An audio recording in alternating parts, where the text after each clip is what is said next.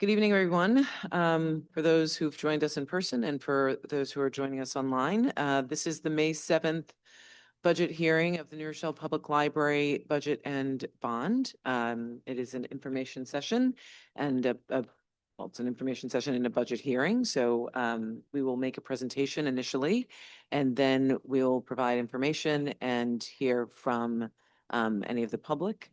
There are residents and patrons who may be watching us via Zoom. While we are not taking any questions for those on Zoom, this is an opportunity to learn more about both the budget and the bond. So with that, I will turn it over to our library director, Eugenia Shatov, to start us off with the presentation.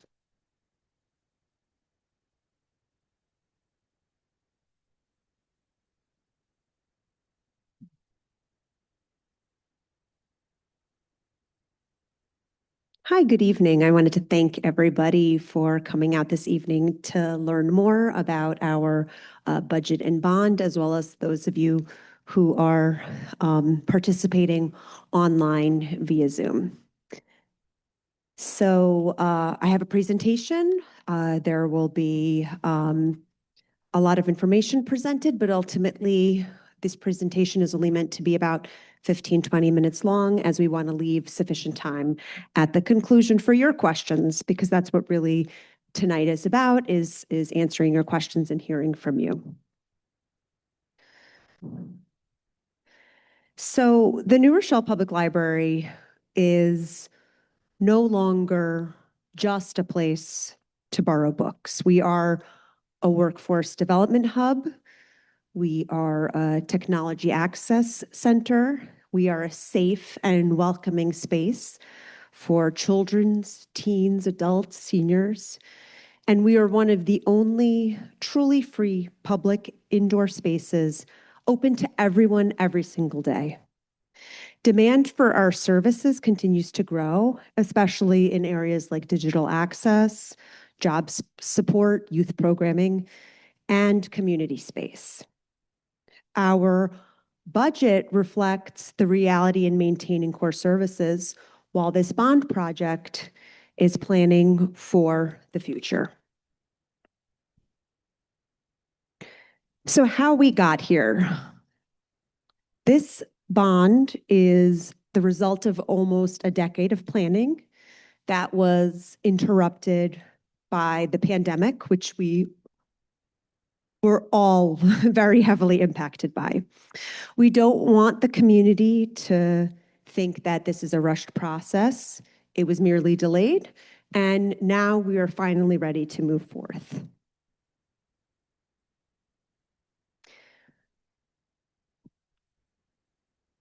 Why is this bond needed now? Why does it matter now? Deferring capital investment does not eliminate the need for this investment. It increases the cost over time. At the same time, we're seeing increased community demand more than ever before. We, in Westchester County, we're the library that has the most foot traffic, over 750,000 visitors a year. And the question in front of us is not whether the library will change, it's whether we're going to plan for that change responsibly, or if we're going to react to it later under pressure. And this bond allows us to take not only a planned, but a strategic and proactive approach. As you can see, the bond will fund very specific projects. There's a very specific scope. A lot of it is tangible infrastructure, as well as specific items that the bond will not fund. But some of the most important parts of this bond are not physical. As the only free, open, and public space in our community, we serve everyone. And alongside this very detailed list of improvements, this bond also represents something intangible and broader. It's the opportunity to invest in and expand what this space means and could possibly mean to our community. A question I get asked very frequently is, why not do smaller bonds? $55 million is certainly a lot of money. And so I get asked, well, why not do a smaller bond this year and another smaller bond next year? And the board's really prudent financial fiscal stewardship of public funds requires solutions that are durable and that are long-term, as opposed to temporary fixes. So not only are temporary fixes, you could call them Band-Aids, but they also allow for needs to be revisited. And the idea of continuing to invest time and money into short-term Band-Aids is not the most effective use of resources, and it will cost more money over time. So as you can see, the board, one of the many options in their planning process the board considered was a multiple-year bond, smaller bonds over time, and ultimately that costs the taxpayers more money to the tune of $67 million, almost $68 million. So spaces that inspire. So in this process, we really want to bring the community along every single step of the way. And here, what you'll see in the next couple of slides are drawing of what spaces potentially could look like. And if and when this bond passes, we would look to continue to engage with the community moving forward so that we can explore all of the potential of all of these spaces and ensure that they reflect our community's priorities. If you've ever seen this before, many times the public library is referenced as the third space in modern society outside of the home and work/school. There are very few places for people to be, and the library is one of the most influential third spaces for many residents. So as you can see, we have different visions and iterations of a children's space. I do want to share that in terms of public library trends, libraries have moved away from being transactional. So it's not about just coming in, finding a book and checking it out and conducting that transaction. It's about coming in, it's about being, it's about staying, it's about engaging, and the way in which our youth interacts with our library, especially being COVID kids and post-COVID kids. It really is a different vision than what libraries were when our building was originally completed in 1979. So we have some more teen potential ideas, just to show you what's possible, as well as meeting spaces. Our library has a robust offering of different events and programming. We have very, very high demand, hundreds of different community groups rent our spaces. We have study rooms. Thousands of people use our study rooms annually. There is a need for different types of spaces that can be used flexibly for programs, for events, for gathering.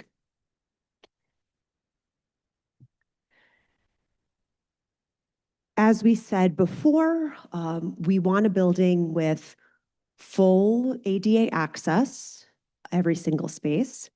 We also want to honor the original building. So this project is not a tear down. We have solid walls. We have a building that won awards when it was originally completed. In 1980, it won not only the American Library Association Award for Building, but also the American Institute of Architects Award. And so we want to honor that tradition and preserve what we can of our existing building while meeting the modern needs of our patrons today, as well as anticipating the needs of our future patrons. Sustainable design, energy efficient systems, our entire HVAC, many of our mechanicals need to be updated, and improvement and changes to those will last us decades and also improve cost efficiency. We'll see reduced costs in all of our utilities, as well as reduction in leakage of heating and cooling through improvement to the exterior envelope of the building. The project cost breakdown is not about day-to-day operations.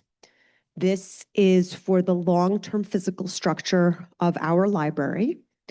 Many of the aspects of our facility are aging and require upgrades to remain safe, accessible, and fully functional.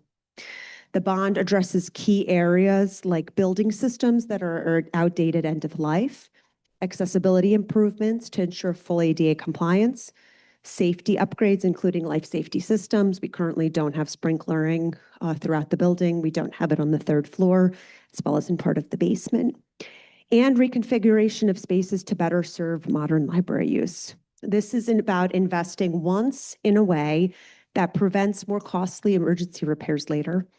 And in this kind of project, this is not about putting up a bookshelf. This is not about painting a wall. This is fully renovating over 70,000 square feet of space for more commercial use and ensuring that this project that we invest in, that it lasts at least 30 years, as our current building has lasted us since 1979 without major improvement. The cost and tax impact is $204 per year, which is about $17 per month for the full bond amount of $55 million. There is no tax impact until 2028 at the earliest. This goes back to phasing and the fact that our project, if we get and when we get an approved project from you, the taxpayers, we would then embark on a community input process as well as begin to starting to flesh out the design process. And all of that, to do that responsibly, takes time. So the earliest that this tax impact would begin would be in 2028. So I spoke a little bit about phasing. So what happens if the bond passes? So if the bond passes, community engagement begins immediately, including public sessions. There are going to be surveys, and we'll be able to build and plan for a building that is really based on your feedback with full transparency throughout the design process. And the Board of Trustees has already committed to at least having 2 meetings per year where they update the public on this project. In addition to the fact that, I might add, our board meetings are public, and there's always reports from the Buildings and Grounds Committee. So there are monthly updates that you can also get on any aspect of this project.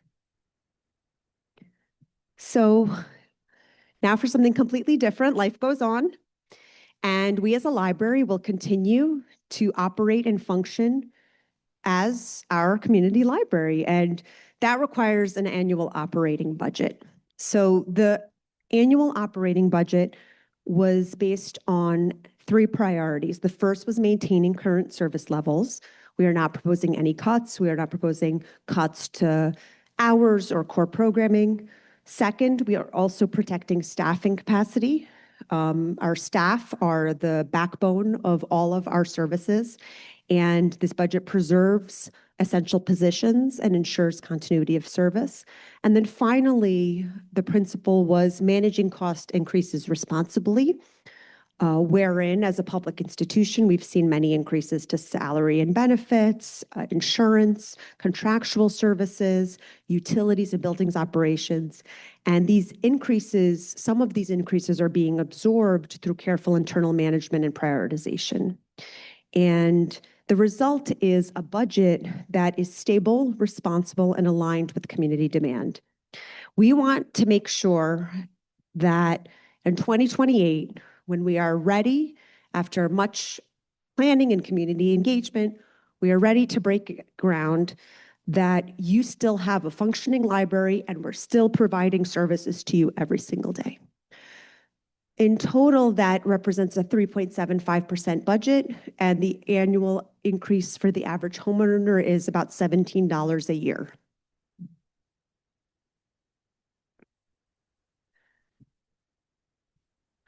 A little bit about oversight and accountability. There are many layers to this project, and there are many aspects of it that require leadership and communication and transparency.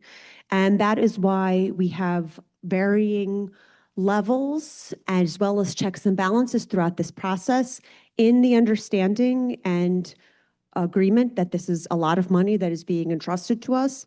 And so we have many, many different levels of ways in which we can not only control cost, but reasonably and responsibly make sure that every dollar is being used towards voter-approved purposes only, that the Board of Trustees has full oversight, that we are conducting public audit and reporting, and finally, that the bond amount is capped.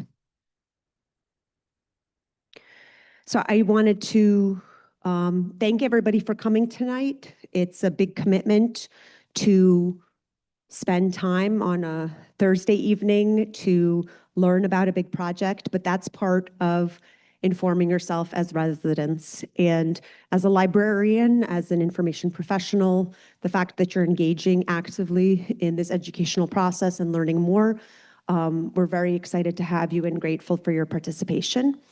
And ultimately, this project is about strengthening and maintaining a beloved public institution that thousands of residents rely on every year, every day, every hour. In the mornings, when you come into work, coming into the library, there are people waiting to get inside. And in the evenings, there are people that do not want to leave. That is how beloved we are. So I wanted to thank everybody and remind everybody that this session is being recorded, and this information, this recording, will be available on our website, as well as all of our promotional materials, all of our handouts, prior sessions as well. Thank you. Thank you, Eugenia. Right now, we'll open the floor for any public comments or questions. Yep. So we have a microphone that will come to you, and when it does, we just ask you to state your name and your address for public record and ask your question. You'll have 3 minutes. Just give us a second.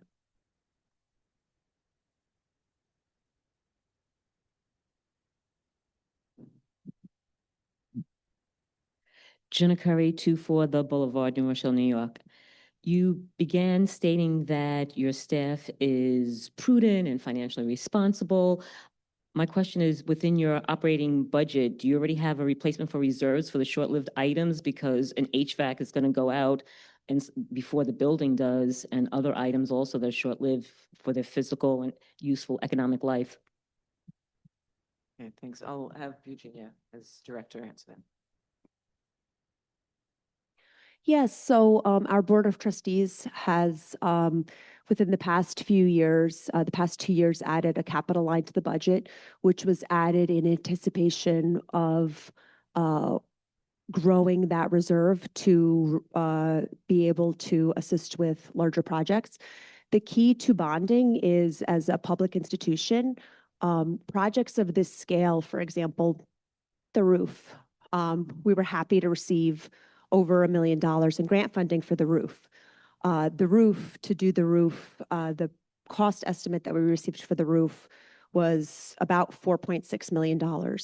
So even with grant funding, even if the reserve, amassing that much cash on hand to be able to do a project like that isn't really attainable for a public institution, which is why the Board of Trustees have moved forward with a proactive plan to be able to replace all of these key systems through this phased bond project. And I want to just pass along to my colleague Corey, who's head of the Buildings and Grounds, to speak to the maintenance of the HVAC as well. So on the HVAC system, we have a contract with Carrier, who currently services our HVAC, and they're actually builders of it. So they've been able to keep us running, even though we've overexhausted our usage.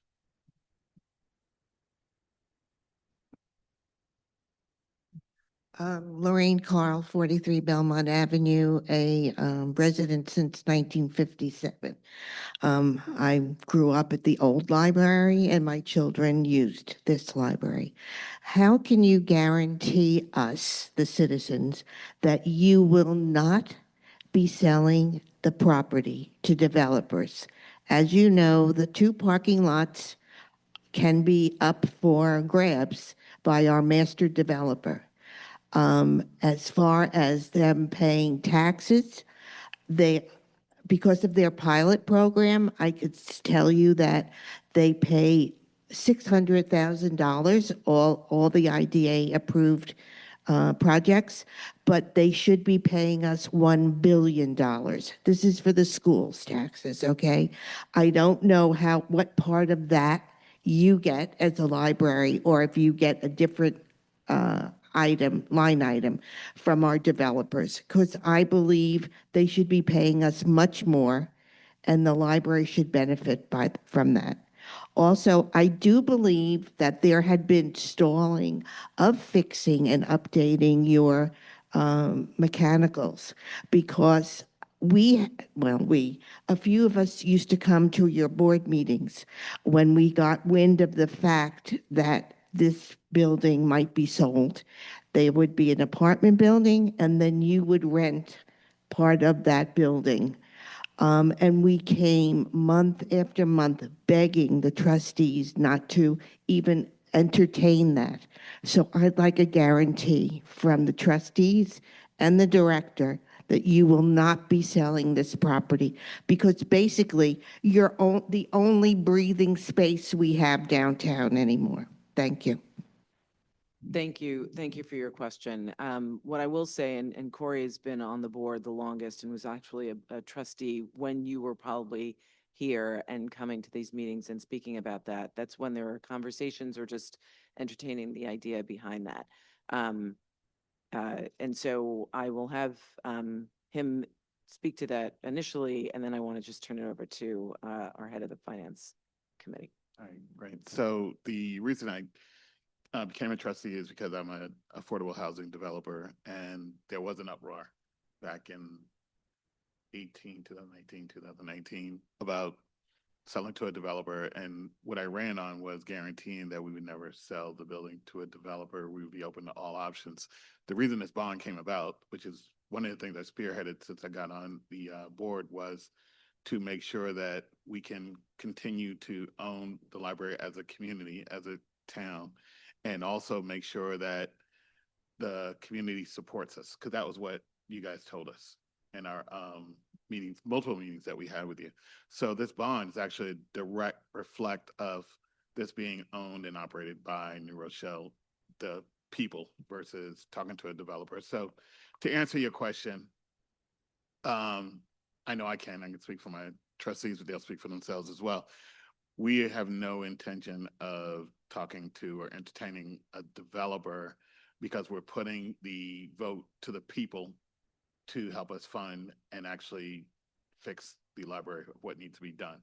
That's the guarantee we can make. Obviously, we want to make sure that the bond passes, but we're going to the people. We're going to you saying, hey, this is what we need. You don't want us to sell to a developer. Great. We hear you. Here's our proposal. So hopefully we get a positive response from the people saying, yes, we agree. I actually don't have much to add to that, because I think Corey covered it. We're in a unique position where the library owns its own building. And so there are no conversations on the table or being entertained or even brought to us from developers, with developers. We are really confident that in the scope of this project, of the bond, the capital improvement project that we're proposing, and it's been so carefully constructed that we know that this bond covers all the needs that this building has for the next 30 years to come. And so if we are successful in passing this bond, we know that we're addressing every single issue, every single need that this building has, which eliminates conversations outside of that for further funding, anything like that. And as the director, I can say with full confidence that this project, as it was conceived, was conceived in such a way for the library to retain control and, in effect, for the people of New Rochelle, for the residents to retain control. Our board members are all elected members. We are a public institution, and we, as Trustee Niven said, we own this building. We own the lot, the property that it's on. And so this project, as it was conceived, was to preserve the rights of the library. We know that a lot is changing downtown. We still don't know the full effects, but what we can commit to and can know is what the future of the library is. And what we're hoping is that the residents will support this plan and this vision for the future of the library.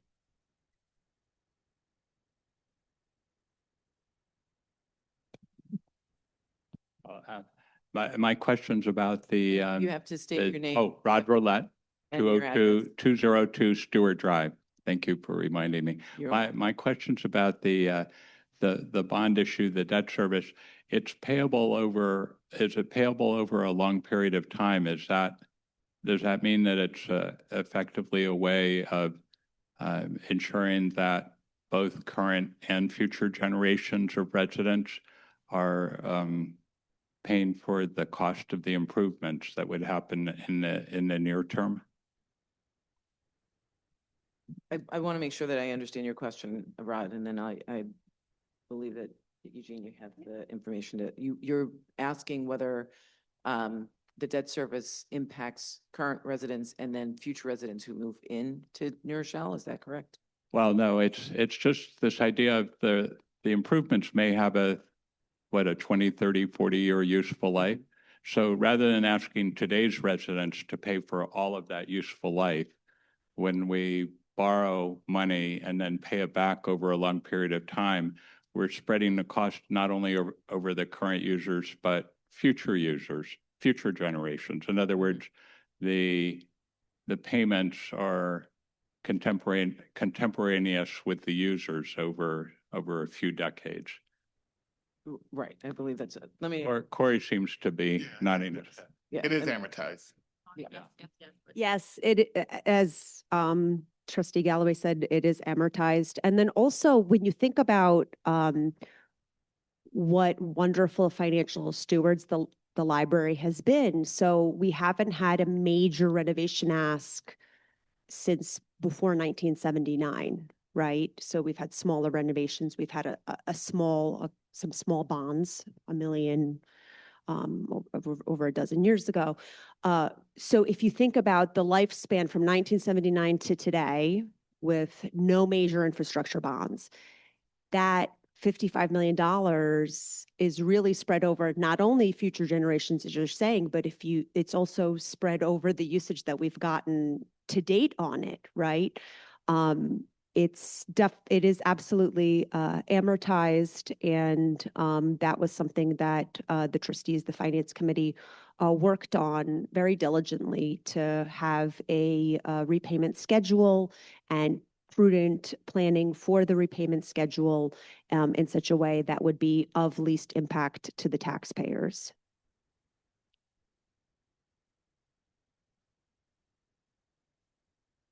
Okay, we have you have another question, Yeah, Rod? Okay. You mentioned the last significant, well, there has not been significant renovation in 20, I guess it's 47 years. So the useful life then of our HVAC and electrical and roof and other systems, we've probably exceeded those by a great amount. So I imagine they're in dire need of replacement and improvement. You are correct in that. There have been minor repairs year in or year out, but no major repairs of the systems. And some systems have been repaired in terms of HVAC 3, for example, to ensure that it keeps running. So there have been stopgap measures and Band-Aid measures, but nothing significant and substantial. But Eugenia, did you want to address that? Yeah, I would also add before deferring to my colleague. So There have not been. As we've published and been very transparent about the conditions report that was released literally 2 weeks before the lockdown. So when we talk about this being a 10-year journey, a conditions report was put out for proposal and was conducted, the findings were found, and the letter with the recommendations came out 2 weeks before the lockdown for COVID. And in reviewing that report, most of the major systems are beyond their useful life. We're fortunate that they're functioning to date, and we've been seeking grant funding as well as assistive funding, as well as using some of our reserve funding for these Band-Aids. But we also know that that's not a long-term solution. Band-Aids only work for so long, and they're not over time cost effective.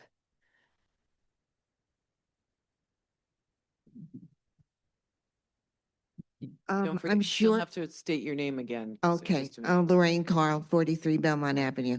I am sure if you've kept up with what's going on in the city, you realize that the developers have not used people in New Rochelle to build the buildings, have not used their companies, say our electricians or carpenters or whatever.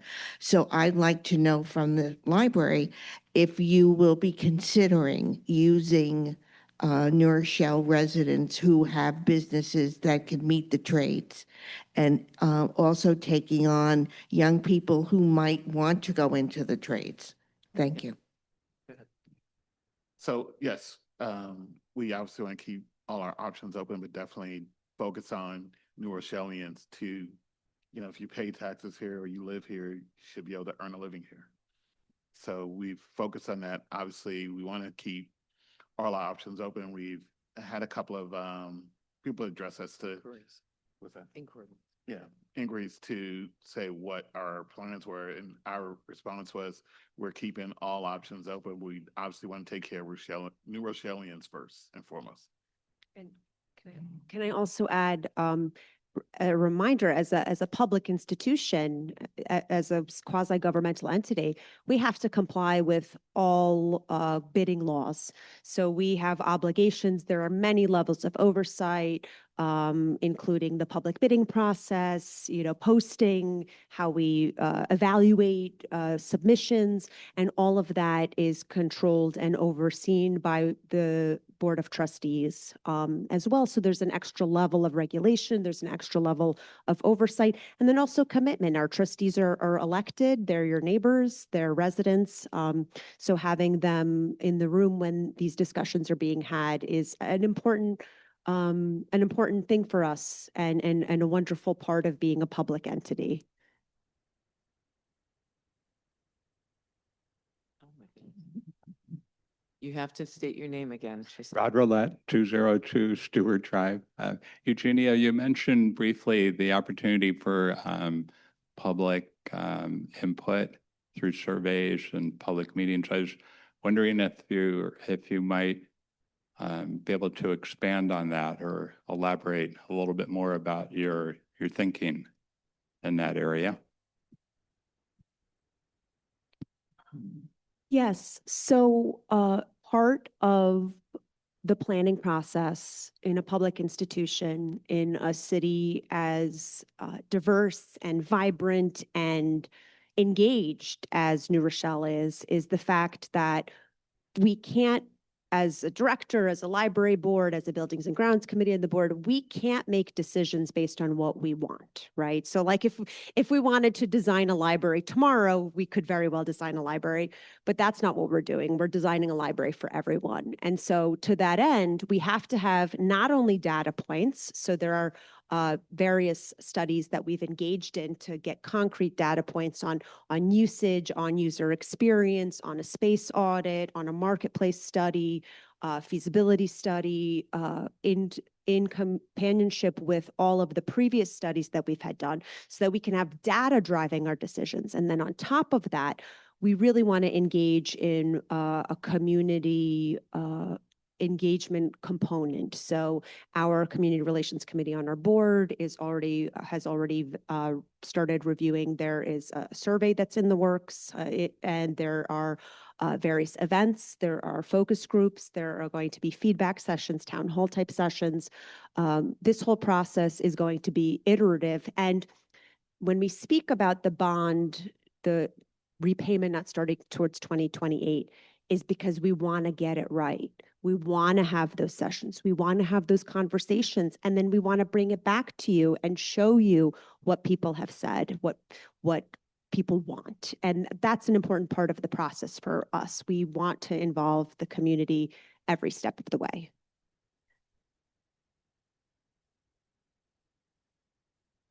Okay, there are no more questions. There are some questions that we've gotten in the past, and we want to make sure that we address some issues, especially for those who are listening. So I'm going to turn it over initially to Rhiannon Nevin, who has been the chair, is the chair of the Finance Committee. And I think some of this has already been covered, maybe not fully during Eugenia's presentation and some of the questions that were asked. One question that comes up is how do we ensure that we stay within the proposed budget, the $55 million budget? And I did mention earlier that we're really confident in the way that we structured the scope of the project, and it was based, as we've said, on a very in-depth, detailed conditions use study, and then worked with a professional company to come up with this estimate to cover the critical infrastructure as well as the modernization and rehab of this entire building. So we're confident that that this is the right amount. And Eugenia, I think, has also mentioned already in her presentation, our level of commitment to transparency during this project, where we make sure that there will never be any guessing for the public whether or not we're staying within budget or not, because we will have at least twice a year information sessions where we report out in detail on the project, the status of it, and the status of the budget. And as Eugenia also mentioned already, we do very active committee work. The Finance and Budget Committee will be very closely tracking the budget of this project, and the Buildings and Ground Committee, always that goes in hand in hand, will be tracking the capital improvement project as a whole. So the public board meetings that we have once a month will be reporting, the committees will be reporting out on the status every single month. Can I ask a question that I get a lot that I think is worth answering? So I get asked a lot, is the library going to close? During construction, there's a lot going on. $55 million is a lot of money. It's a phased project, many years. Is the library going to close? How is this going to affect me as a resident and a user? As well, as Eugenia said, that this is a phased project, and the short answer is the library will not close. The library will remain open during the entirety of the renovation, and it will be done in stages, right? So there may be sections and areas of the library that may not be accessible while construction and renovations are happening. But the intention is for the library to be a continued resource for the public and for the patrons, so that they still have a place to go and they still have access to resources and programs to the best of our ability. And and as certain areas of the library may have to be closed for a certain amount of time, that will be communicated well in advance so the public knows. And there will be then, a lot of successes to celebrate along the way when we reopen a new area of the library, and we can, as a community, come together and celebrate what that new children's space looks like, or the new teen space. So lots of things to look forward to along the way also.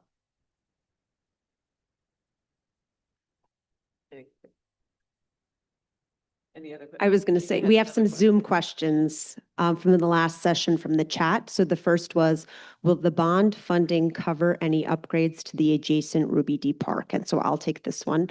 So the Ruby D Park is owned by the city, not by the library, but the city is going to be undergoing strategic planning for Ruby D Park, and they have assured us that we will have a seat at the table and that we will be part of that discussion, which of course is very important to us. We have the windows, the entry, the now closed entryway onto Ruby D Park, as well as that shared walkway. We also use the park for many events, as well as the city does. So we have been assured that we will be part of that planning process that they're going through in re-envisioning Ruby D Park. Were there any other additional questions that you received, Virginia, that would be? Some specific questions. Are there any plans to upgrade and possibly expand the theater? Possibly, still early in the process. If this is something that comes through as a common theme when we're talking to you, when we're holding our sessions, when we're doing our survey, then absolutely it would be considered. And then another related question, which is the last Zoom question from last time. How does the expansion affect the legacy of the Ossie Davis Theater? And will the Friends of the New Rochelle Public Library continue to underwrite or contribute to library programming? So the first part of that question, I would say that, as I stated before, this is not a tear down, right? We have a beautiful building, needs some TLC, needs some upgrades. The Ossie Davis Theater is one of those places that within our building that has a rich history that means a lot to a lot of New Rochellians.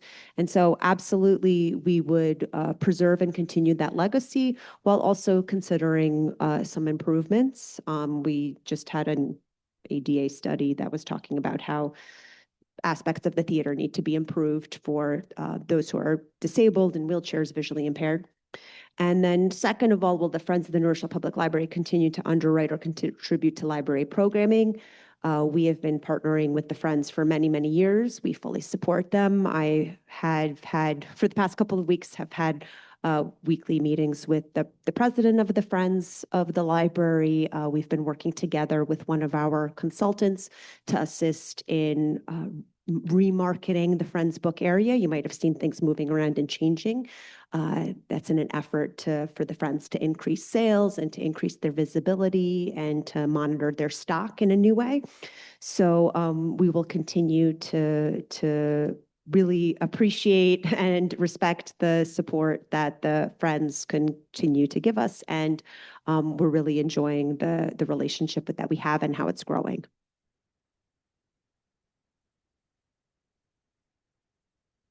I just want to go back to one thing that Eugenia mentioned early on in her presentation, and just to note that we're asking for voters when they go to the poll to look at two things.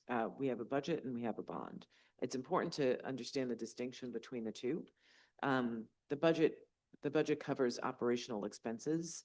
Those happen year to year, and we've been very careful in how we looked at the budget this year. The bond is, it will not happen year to year. This is a one-time ask.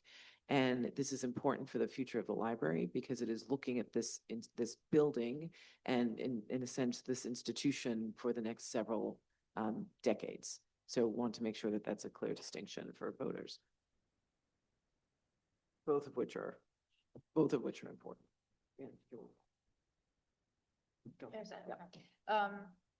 I think maybe the last question of the night, something that we get asked a lot, so I wanted to make sure that we bring it up tonight, is we get asked what happens if the bond fails.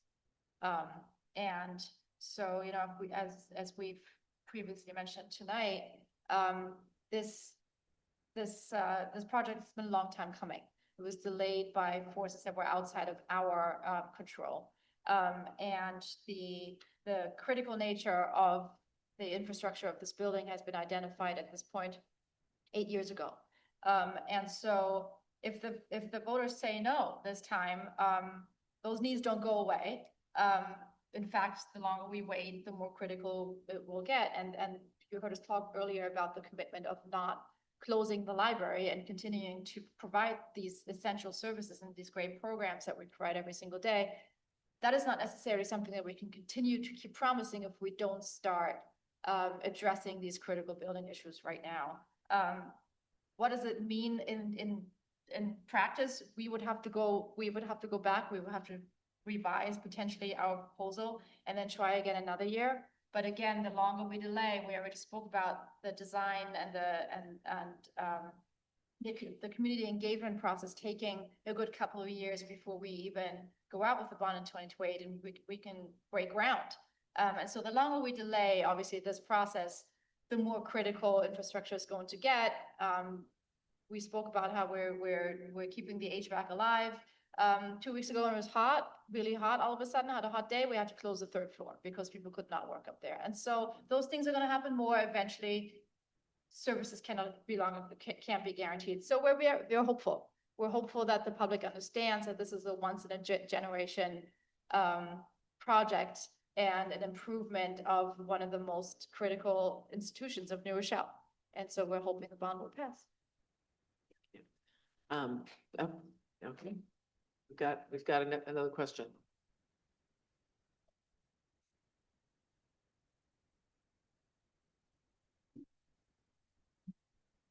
Thank you. Rod Roulette, 202 Stewart Drive. Thank you, Rod. I just wanted to thank the trustees and the library director for their and share my appreciation for your dedication and commitment. It requires a lot of perseverance to pursue this work, and we all, as citizens of New Rochelle, we all deserve and need and want a library building that's healthy and has modern and up-to-date systems. So thank you. Thank you, Rod. That's a wonderful way to end this meeting. I will, I thank you all for joining in person. I thank those who have watched on Zoom. As Eugenia mentioned, this meeting will be recorded. And just a last reminder that May 19th is Election Day, and we ask everyone to come out and vote. And just as a reminder, that is one day that we have an opportunity to vote and to make a decision and show support. What happens after that day really does shape New Rochelle for the next several decades. And the vote is not an opinion. It is a decision about the kind of community that we will be. And to Rod's point, the type of library that we believe as trustees that this city and all of its residents deserve. So again, thank you for your time. Thank you for your attendance, and we wish you a good night.